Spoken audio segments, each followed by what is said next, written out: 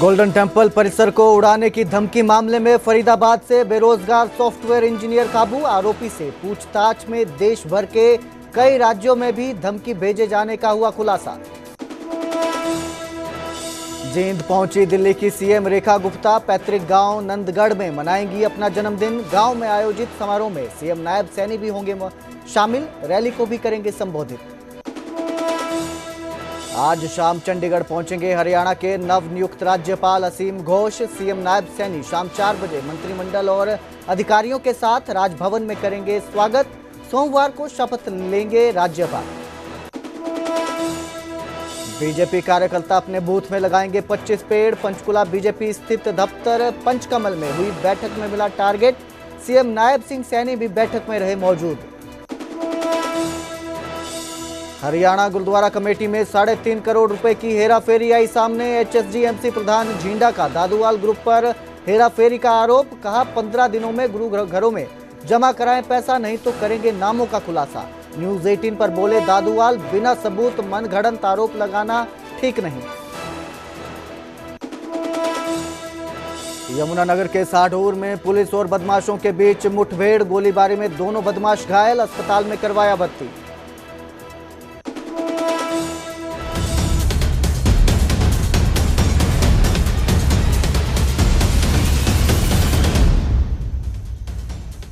नमस्कार, स्वागत है न्यूज 18 पंजाब हरियाणा में। आपके साथ मैं हूं कुलदीप भारद्वाज।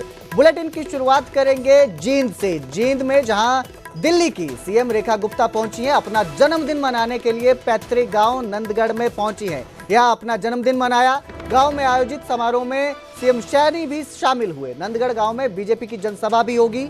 दिल्ली की सीएम बनने के बाद पहली बार रेखा गुप्ता अपने पैतृक गांव नंदगढ़ आई हैं, जहां पर इन्होंने अपना जन्मदिन मनाया, सेलिब्रेट किया। नंदगढ़ गांव में रेखा गुप्ता का शानदार स्वागत किया गया।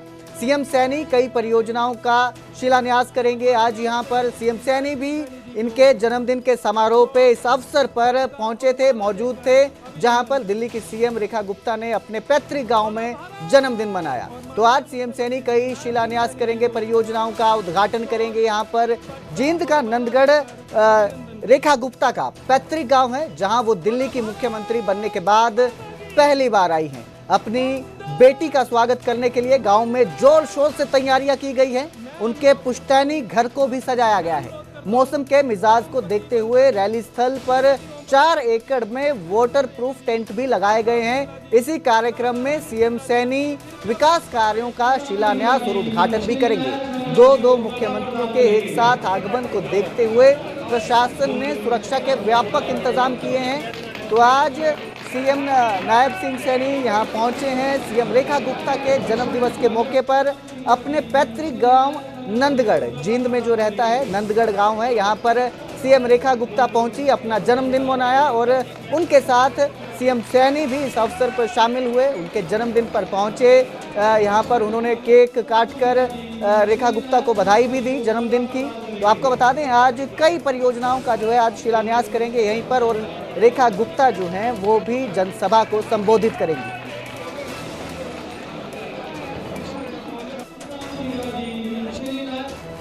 देखिए, हरियाणा मेरी जन्मभूमि है, दिल्ली मेरी कर्म भूमि है। तो आज का दिन मेरे लिए विशेष था। तो मुझे लगा कि मुझे यहाँ आकर के अपनी उस मातृभूमि को भी प्रणाम करना चाहिए जिसमें मैंने जन्म लिया। और इस परिवार ने, आदरणीय भाई नायब सिंह सैनी जी ने और मेरे हरियाणा के पूरे परिवार ने मुझे इतना स्नेह, इतना आशीर्वाद दिया है और आज इतनी सारी योजनाओं के उद्घाटन यहाँ पर रखे हैं और पूरे मेरे गांव को लबालब सरोवर कर दिया है उपहार दे करके, इतनी योजनाएं दे करके। मैं दिल की गहराई से हरियाणा सरकार, मेरे बड़े भाई हरियाणा के मुख्यमंत्री नायब सिंह सैनी जी का धन्यवाद करती हूँ, जो लगातार इतना सुंदर कार्य हरियाणा में कर रहे हैं और हमारे गांव के लिए जो उन्होंने किया है वो अपने आप में अभूतपूर्व है। दिल की गहराई से बहुत बहुत धन्यवाद। गर्व की बात है कि हमारी हरियाणा की बेटी, दिल्ली की लोकप्रिय मुख्यमंत्री, जिन्होंने दिल्ली की राजनीति को बदलने का काम किया है, आदरणीय नरेंद्र मोदी जी के नेतृत्व में हमारे आदरणीय राष्ट्रीय अध्यक्ष जगत प्रकाश नड्डा जी के नेतृत्व में और अमित शाह जी के नेतृत्व में आज रेखा जी का जन्मदिन भी है। आज अपने परिवार में आई हैं और मैं उनका दिल से बहुत बहुत स्वागत और धन्यवाद करता हूं और रेखा जी को मैं जन्मदिन की बहुत बहुत शुभकामनाएं देता हूं। दिल्ली इनके नेतृत्व में विकास के नए आयामों को छुएगी और हरियाणा में आज आई है। हरियाणा की तरफ से मैं इनका बहुत बहुत स्वागत और दिल से धन्यवाद करता हूँ। आज्ञा देंगे,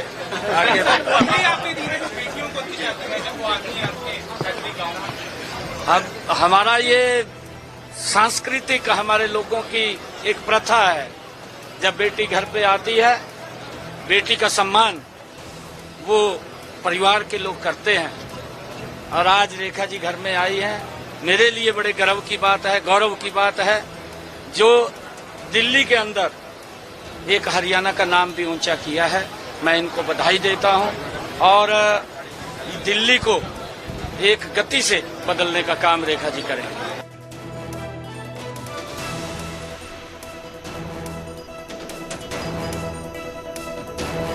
अब रुक करेंगे पंजाब के अमृतसर का, जहां से बड़ी खबर सामने आई है। दरबार साहिब को एक और धमकी मिली है। 8वीं बार धमकी भरा ईमेल मिला है। एसजीपीसी को देर रात ईमेल मिला, धमकी भरा ईमेल मिला है। बार बार मिल रही धमकियों की वजह से सुरक्षा बढ़ा दी गई है। दरबार साहिब को धमकियों का सिलसिला जो है वो थमने का नाम नहीं ले रहा है। कल बीएसएफ और पंजाब पुलिस ने संयुक्त रूप से तलाशी अभियान चलाया था। पुलिस ने सॉफ्टवेयर इंजीनियर शुभम दुबे को हिरासत में ले लिया है, लेकिन उसके बाद भी धमकी भरा ईमेल मिला है। सूत्रों के हवाले से बड़ी खबर सामने आ रही है। पंजाब समेत 18 राज्यों में भी धमकी भरी ईमेल भेजी गई है। दिल्ली, उत्तर प्रदेश, उत्तराखंड, बिहार, झारखंड, राजस्थान, एमपी और गुजरात समेत कई राज्यों में भी सार्वजनिक स्थलों को उड़ाने की धमकी भेजी गई है। पश्चिम बंगाल, तेलंगाना, असम, केरला, कर्नाटक, तमिलनाडु और महाराष्ट्र भी इस तरह की धमकी भरी मेल भेजे जाने का खुलासा हुआ है। इस तरह का मेल भेजा गया है। तो 8वीं बार दरबार साहिब को धमकी भरा ईमेल मिला है। बड़ी खबर आपको दे रहे हैं इस वक्त की दरबार साहिब को दोबारा धमकी भरा ईमेल प्राप्त हुआ है। धमकी भरा ईमेल मिला है। 8वीं बार धमकी भरा ईमेल मिला है। इस खबर पर ज्यादा जानकारी के लिए हमारे सहयोगी सूरज भारद्वाज हमारे साथ जुड़े हैं। सूरज, किस तरह से इसको देख रहे हैं? लगातार धमकी भरे ईमेल मिल रहे हैं, लगातार सुरक्षा व्यवस्था बढ़ाई जा रही है। हालांकि कल भी सर्च अभियान चलाया गया था, एक आरोपी को गिरफ्तार भी किया गया है। बावजूद उसके ये मेल आना धमकी का, किस तरह से इसे देख रहे हैं? देखिए, ये जो कल हिरासत में लिया गया है शुभम दुबे को फरीदाबाद से, गोल्डन टेम्पल परिसर को बम से उड़ाने की जो धमकियां लगातार आ रही थी, पंजाब पुलिस ने शुभम दुबे को गिरफ्तार किया है और उसमें जो सूत्रों से हमें जानकारी मिली है उसमें कई शहर या कई राज्य हैं, जो तकरीबन 18 राज्य हैं देश के, जिनमें से हैदराबाद में, दिल्ली में, जो कई शहरों में, गुवाहाटी में, पटना, कोचीन, इसके अलावा जयपुर, लखनऊ और अमृतसर का तो है ही, 8वीं मेल आ जाई है। बेंगलुरु में, चेन्नई में, मुंबई में कई तरह की जो राज्यों की पुलिस है उनको धमकी भरे, उनके शहरों में, उनके राज्यों में धमकी भरी ईमेल मिल रही थी। तो जो सूत्रों से हमें जानकारी मिली है उसके मुताबिक ये जो शख्स पकड़ा गया है, इससे जानकारी मिली है कि इन्होंने ना सिर्फ पंजाब में दरबार साहिब को बम से उड़ाने की धमकी भेजी है, बल्कि और कई शहरों में भी, जिनका मैंने जिक्र किया, देश भर में कई ऐसे शहर हैं जहां पर इन्होंने इस तरह की ईमेल भेजे जाने की, ये एक किस तरह का एक गैंग है, क्या किस वजह से ये भेजी जा रही है, इसको लेकर के कुछ सुराग जो है वो पुलिस को मिले हैं। और दूसरे राज्यों की जो पुलिस है, उनके जो पुलिस अधिकारी हैं, ये भी पता चला है कि वो पंजाब पुलिस के संपर्क में हैं और उन्हें अपने राज्यों में भी इस तरह की जो गुमनाम या फर्जी ईमेल जो आई है उनके सुलझाने की उनको उम्मीद है। और हो सकता है कि वो आने वाले दिनों में इनसे जो ये आरोपी जिसको हिरासत में लिया है पंजाब पुलिस ने, अमृतसर पुलिस ने, उससे पूछताछ कर सकती है दूसरे राज्यों की पुलिस। जी बहुत बहुत शुक्रिया इस तमाम जानकारी के लिए। तो लगातार धमकी मिलने का सिलसिला जो है वो थम नहीं रहा है। इसके साथ और कौन कौन जुड़े हैं, फिलहाल पुलिस इस पूरे मामले की जांच कर रही है।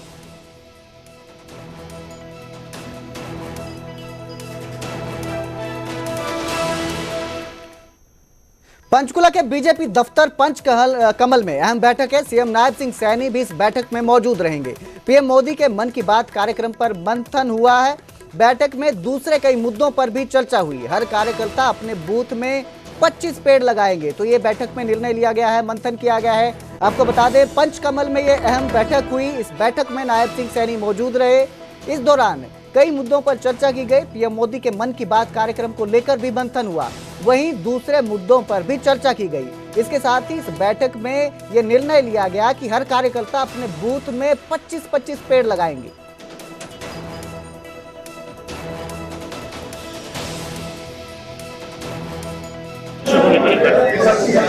आज ये भारतीय जनता पार्टी की संगठनात्मक बैठक है। सुबह से 3 प्रकार की हमारी रही। छोटी टोली की बैठक पहले सीएम हाउस में रही, उसके बाद जिलाध्यक्ष प्रभारी, प्रदेश के पदाधिकारी, मोर्चों के अध्यक्षों के साथ जो हमारे संगठन पर्व में जो कार्यक्रम चले, जून के महीने में ही पर्यावरण दिवस को लेके एक पेड़ मां के नाम, जिसकी शुरुआत हुई और भारतीय जनता पार्टी के सभी कार्यकर्ताओं ने अपने अपने बूथ पर 25 पेड़ लगाने का जो अभियान लिया था, उससे 5 गुना पेड़ भारतीय जनता पार्टी के कार्यकर्ताओं ने लगाए। प्रत्येक बूथ पर 125 पेड़ लगाने का काम किया है। लेकिन उत्तराखंड ने सबसे पहले पाठ्यक्रम में उसको लागू किया है, जहां उसके लिए विवाद भी हो रहा है। लेकिन क्या हरियाणा की भी इस तरह की कोई योजना है? हमारे साथ बातचीत करने के लिए हरियाणा के शिक्षा मंत्री महिपाल ढांडा जी हैं, उनसे बात करते हैं। ढांडा जी, हरियाणा जो गीता की उद्गम स्थली कह सकते हैं, कुरुक्षेत्र है, लेकिन उत्तराखंड ने बाजी मारी है और उत्तराखंड ने वहां गीता को पाठ्यक्रम में लागू कर दिया है। हरियाणा की क्या योजना है? देखिए, उद्गम स्थली मानी नहीं जाती है ही कुरुक्षेत्र। और दूसरा, हरियाणा ने जब पहली बार 2014 में आदरणीय मनोहर लाल जी के नेतृत्व में हमारी सरकार बनी, तो गीता जयंती ये बनाने का काम भी और उसको अंतर्राष्ट्रीय स्तर पर लेके जाने का काम भी ये हमारी ही हरियाणा की सरकार ने किया है। कुरुक्षेत्र डेवलपमेंट बोर्ड बनाना, 84 कोसी को डेवलप करना, उनको चिन्हित करना, ये एक बहुत व्यापक काम जिसके बारे में कभी किसी सरकार ने सोचा नहीं, उस पर भी हम ही लोगों ने काम करना शुरू किया है। सरस्वती का उद्गम भी यहीं से है, इसलिए उस पर भी कभी किसी ने ध्यान दिया नहीं।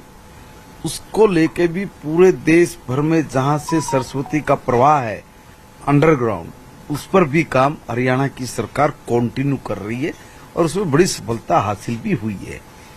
अभी आपने कहा कि भाई उत्तराखंड ने इसको पाठ्यक्रम में लागू करने की बात कही है। मैं स्वागत करता हूं कि एक बहुत ठोस और बहुत सकारात्मक सोच के साथ अगर इसको पाठ्यक्रम में लागू किया जा रहा है तो इसमें ज्यादा खुशी जाहिर करने की बात है। और खुश तो पाठ्यक्रम में गीता पढ़ाए जाने को लेकर शिक्षा मंत्री महिपाल ढांडा ने अभी ये बयान सामने दिया है आपके। अब आगे बढ़ेंगे, बात करेंगे केंद्रीय मंत्री भूपेंद्र यादव से, जिनकी मनोहर लाल खट्टर से मुलाकात हुई। केंद्रीय मंत्री मनोहर लाल भूपेंद्र यादव से मिले हैं। मनोहर लाल के साथ राव नरबीर सिंह भी मौजूद रहे। हरियाणा में बनने वाली जंगल सफारी पर बातचीत हुई। हरियाणा में 10,000 एकड़ में जंगल सफारी बनेगी। जंगल सफारी को अमली जामा पहनाने को लेकर मुलाकात की गई। परियोजना से हरियाणा में हरित पर्यटन को बढ़ावा मिलेगा। वन जीव के संरक्षण में भी अहम साबित होगी जो जंगल सफारी है। इसको लेकर केंद्रीय मंत्री भूपेंद्र यादव से मनोहर लाल खट्टर की मुलाकात हुई।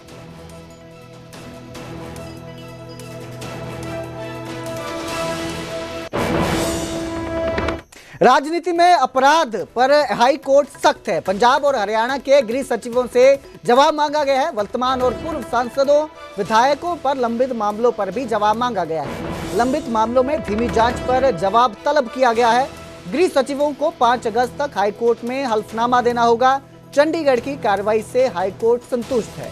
तो हरियाणा सरकार की ओर से दाखिल की गई स्टेटस रिपोर्ट से पता चला कि साल 2016, 2018 और 2023 में तत्कालीन या वर्तमान जनप्रतिनिधियों के खिलाफ एफआईआर दर्ज होने के बावजूद अब तक जांच पूरी नहीं हुई है, जबकि इन मामलों में कोई कानूनी अड़चन नहीं थी। इतना ही नहीं, राज्य में कुल 16 आपराधिक मुकदमे ऐसे हैं जो कई वर्षों से लंबित है, जिनमें से एक मामला तो साल 2011 से ही लंबित चला आ रहा है। वहीं पंजाब सरकार की ओर दाखिल स्टेटस रिपोर्ट में यह सामने आया कि राज्य में वर्तमान और पूर्व विधायकों और सांसदों के खिलाफ 28 आपराधिक मामले दर्ज है, जिनमें अधिकांश 2023 और 2024 में दर्ज हुए हैं। अब हाईकोर्ट ने इन लंबित मामलों पर जवाब मांगा है। राजनीति में अपराध को लेकर हाईकोर्ट ने सख्त रुख अपनाया है।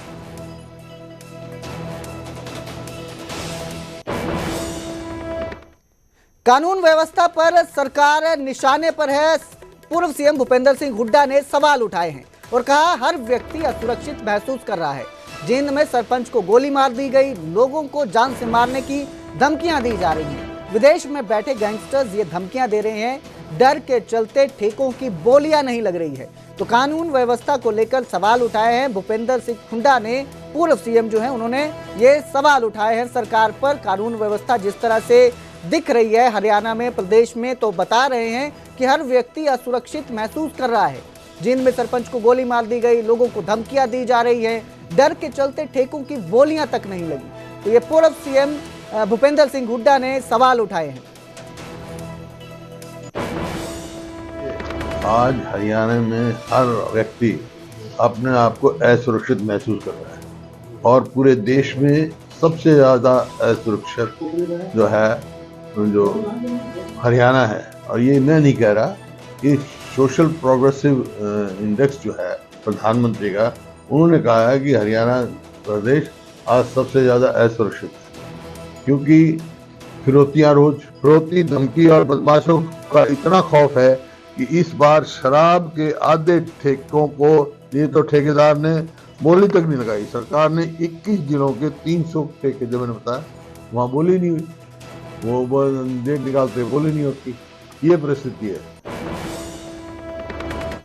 तो कानून व्यवस्था पर उठाए गए सवालों का मंत्री जी ने जवाब भी दिया। विपक्ष के आरोपों पर डॉक्टर अरविंद शर्मा बोले, पुलिस को मुख्यमंत्री का सख्त आदेश है, अपराधियों के खिलाफ कार्रवाई हो रही है, जो धमकी दे रहे हैं वो पकड़े जा रहे हैं। हरियाणा में हाल के दिनों में क्राइम का ग्राफ में इजाफा हो रहा है। पिछले 1 महीने में हत्या, लूट, फिरौती की वारदातों में बढ़ोतरी हुई है।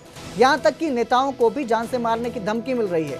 पुलिस को बदमाशों के खिलाफ कार्यवाही जो कर रही है, इसके बावजूद भी किसी प्रकार से कोई अपराध कम नहीं हो रहा। इसी पर पक्ष विपक्ष में वार पलटवार हो रहा है और अब कानून व्यवस्था पर पूर्व सीएम भूपेंद्र सिंह हुड्डा के उठाए गए सवालों पर कानून मंत्री ने जवाब दिया है। मंत्री ने जवाब दिया है और कहा है कि अपराधियों के खिलाफ कार्रवाई हो रही है। क्राइम बढ़ा है, ये सिस्टम है।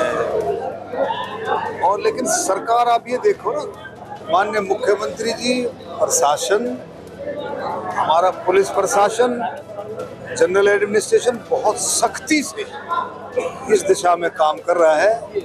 बहुत सारे क्रिमिनल्स को पकड़ा है। बहुत सारे क्रिमिनल्स के साथ जो भाग रहे थे, जो पुलिस से डर करके भाग रहे थे, उनके साथ वारदात भी हुई है। आपने देखा होगा। तो बहुत अच्छे तरीके से काम चल रहा है, लेकिन फिर भी ये काम ऐसा एक सामूहिक काम है। नशे का काम, क्राइम का काम, सामूहिक अलर्टनेस का काम है। हम सब मिलकर के अलर्ट रहे और मुझे पूरी उम्मीद है कि माननीय मुख्यमंत्री जी के नेतृत्व में हर चीज काबू में रहेगी। उधर यमुनानगर के साढौरा में एनकाउंटर हुआ। असगरपुर गांव में पुलिस और बदमाशों के बीच एनकाउंटर हुआ। 2 बदमाशों को पकड़ने गई पुलिस की टीम पर फायरिंग हुई। पुलिस के जवाबी कार्रवाई में बदमाशों की टांगों में गोली लगी है। घायल बदमाशों को मौके पर ही पुलिस ने हिरासत में लिया है। हिरासत में एक बदमाश विकास अली उर्फ ज्वाला गांव सरावा का रहने वाला है। दूसरा बदमाश दीपक गांव कनीपला थाना सढौरा का निवासी है। दोनों घायल बदमाशों को जगाधरी सिविल अस्पताल में भर्ती करवाया गया है। बदमाशों के पास से पुलिस ने हथियार बरामद किए हैं। गांव में एनकाउंटर के बाद दहशत का माहौल फैला है। घटना के बाद मौके पर भारी पुलिस बल तैनात किया गया है। एनकाउंटर के बाद पूरे बदमाश नेटवर्क की जांच की जा रही है, वहीं मामले की गंभीरता से जांच करते हुए पुलिस सभी एंगल खंगाल रही है। हमारा सढौरा थाना है, उसके इलाके के जो कुछ गांव हैं वहाँ के 2 लड़के कालाअंब की तरफ, नारायणगढ़ की तरफ किसी गैंगस्टर के इशारे पे कोई टारगेट किलिंग करने की तैयारी में है। तो उसमें हमने नाकाबंदी करके और जब उन बदमाशों को पकड़ने की, इंटरसेप्ट करने की कोशिश की तो उन्होंने पुलिस पर फायरिंग की। पुलिस ने जवाबी कार्रवाई करते हुए फायरिंग की तो इसमें वो दोनों जो बदमाश है वो घायल हुए हैं, उनकी टांगों पे गोली लगी है और अभी तक की जो जानकारी है उसमें इन दोनों बदमाशों की प्रीवियस क्रिमिनल हिस्ट्री भी है। सर किस काम के लिए काम कर रहे थे? अभी पूछताछ हम कंप्लीट करेंगे, अभी ज़्यादा कुछ बताना इन्फॉर्मेशन। सर को मुलाजिम तो इंजर्ड हुआ? नहीं, मुलाजिम सेफ हैं। पुलिस की टीम हमारी बीपी जैकेट्स के साथ मुस्तैदी से तैनात थी। तो महेंद्रगढ़ में ससुराल वालों पर दहेज उत्पीड़न का मामला सामने आया है। डांसर सपना शर्मा ससुराल वालों के साथ थाने पहुंची। पुलिस की कार्यप्रणाली पर सवाल उठाते हुए खूब हंगामा किया। सपना शर्मा ने इसी साल फरवरी महीने में केस दर्ज करवाया था। पति पर शराब पीकर मारपीट करने का केस दर्ज किया था। जेठ, जेठानी और सास पर भी मारपीट के आरोप लगाए थे और अब इस मामले में वो अपने ससुराल वालों के साथ थाने पहुंची और जमकर हंगामा मचाया।